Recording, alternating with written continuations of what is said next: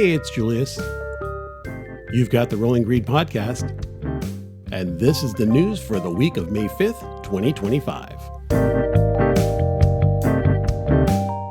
Some of the headlines this week: states sue over charger funds, House proposes a $250 EV fee, tariffs cause price increases, VOLVO recalls 400,000 cars, Rivian builds a park, Minnesota and Walmart charge ahead, and March sales numbers.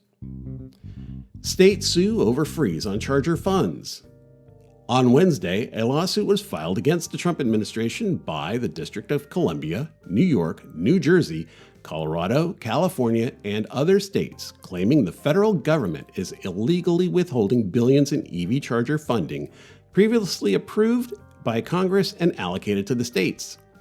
The states argue the administration's decision to suspend $3 billion in funds intended to help augment the number of EV chargers across the nation will devastate the ability of the states to build the charging infrastructure necessary for making EVs accessible to more consumers, combating climate change, reducing other harmful pollution, and supporting the states' green economies.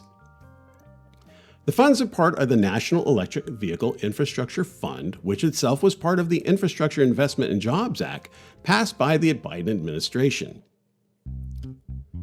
U.S. House Republicans advanced a $250 EV fee.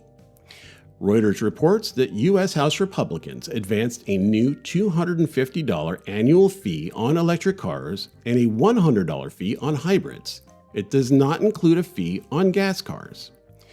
The original fee proposed was $20, and it would apply to all cars. The fee is intended to fund road repairs as part of a tax reform bill under consideration. Sam Graves, head of the Transportation and Infrastructure Committee, when speaking about the Highway Trust Fund facing a $142 billion shortfall over the next 5 years, says, "The system for funding our federal surface transportation is broken. The Electrification Coalition, an EV advocacy group, said the $250 fee was unfair since an average gas-powered vehicle pays just $88 yearly in federal gas taxes."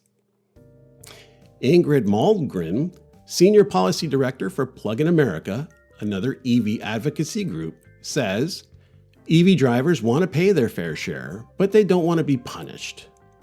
39 states now impose EV registration fees according to the National Conference of State Legislatures.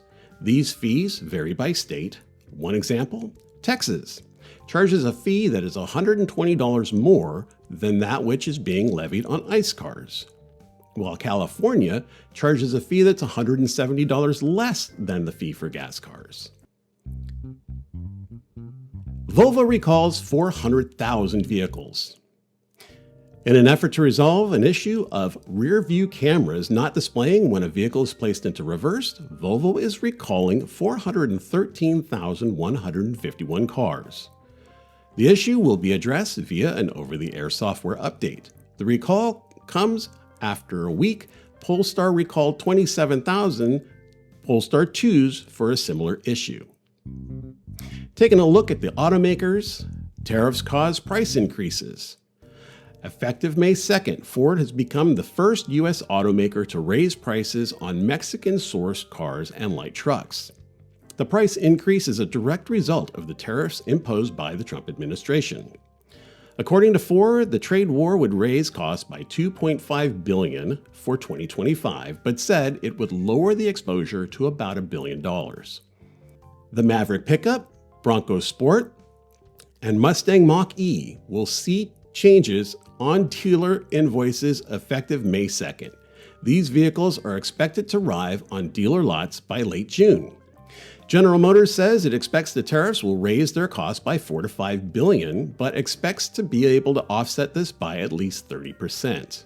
Rivian and Lucid have also indicated that tariffs will increase production costs. Rivian CEO RJ Scaringe told Reuters the cost per vehicle was expected to rise by a couple of $1,000s due to tariffs. He also said Rivian was working on adjusting its supply chain to mitigate tariff costs. Rivian increased its forecast for capital expenditures to between $1.8 billion and $1.9 billion. They had previously predicted costs to be between $1.6 billion and $1.7 billion. This on account of tariffs affecting plant expansion costs. Lucid's interim CEO, Mark Winterhoff, said the company expects a rise of 8% to 15% in overall costs due to tariffs, without taking into account any mitigation efforts. Rivian to build a $120 million supplier park.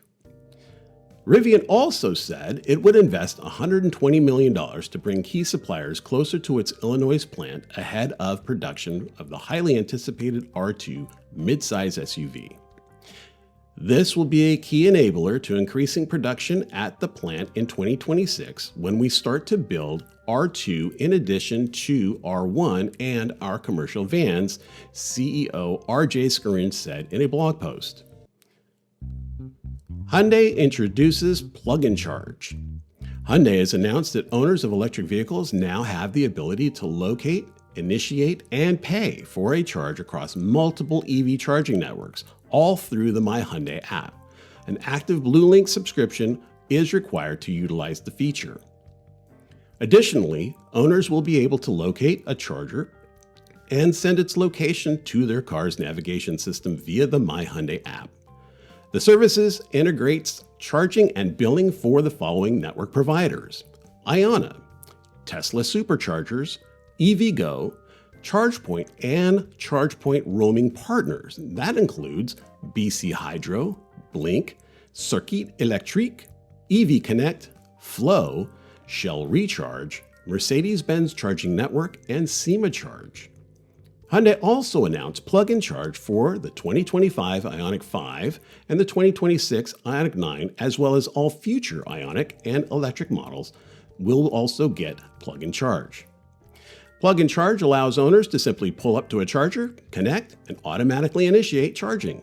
Payment is taken care of in the background. Take advantage of plug-in charge. Owners will need to have plug-in charge enabled within their My Hyundai app and have an active Blue Link subscription. Looking at infrastructure, Minnesota pushes forward with $10 million in charger expansion. The Minnesota Department of Transportation announces 12 future locations of new electric vehicle charging stations along Interstates 90 and 94, funded with nearly $10 million in combined state and federal funding. The federal funds derived from the National Electric Vehicle Infrastructure Program, which was part of the 2021 Infrastructure Investment and Jobs Act passed by Congress. While the federal NEVI program was recently suspended and its future is uncertain, Minnesota Department of Transportation secured $4.5 million for this second round of funds and will provide another $4.7 million in state funding for a total of $10 million. So Minnesotans expect to see new DC fast chargers installed in the following locations: Barnesville, Fergus Falls, Rockville, Lake Elmo, Laverne, Worthington, Jackson, Blue Earth, Albert Lea, Austin, Stewartville, and St. Charles. Walmart announces an EV charging network. Walmart officially announced plans to install new EV fast charging stations at thousands of Walmart and Sam's Club locations across the country.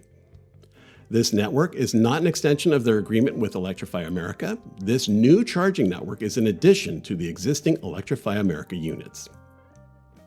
According to the announcement, Walmart has a store or club located within 10 miles of approximately 90% of America.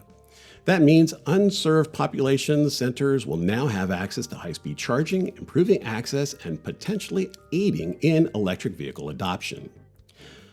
Walmart plans to complete the build-out by 2030. Tesla launches a cheaper Model Y. On Tuesday, Tesla announced their long-range rear-wheel drive Model Y at $44,990. For those eligible for the federal tax credit, that brings the cost down to $37,490, while the long-range all-wheel drive model remains unchanged at $48,990. Let's look at the EV sales numbers for March. Well, for March, new EV sales increased by 18.5% month over month, according to Cox Automotive data.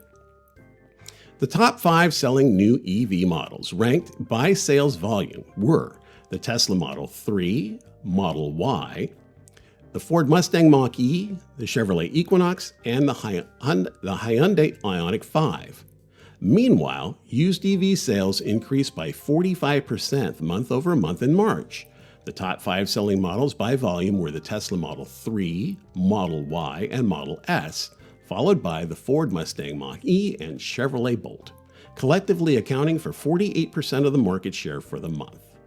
Retail share for EVs in the used market hit 2% for the first time ever.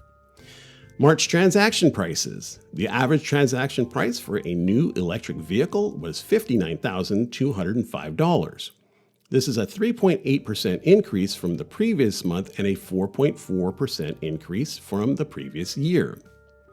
The average listing price for used vehicles was $36,929. This was a decrease of 2.9% from the previous month, but an increase compared to the same period last year. That's the news for this week. GreenCarGeek News is published weekly on the Rolling Green podcast. You can subscribe to the Rolling Green podcast. Just look for it on Substack at the GreenCarGeek, Apple Music, and Spotify.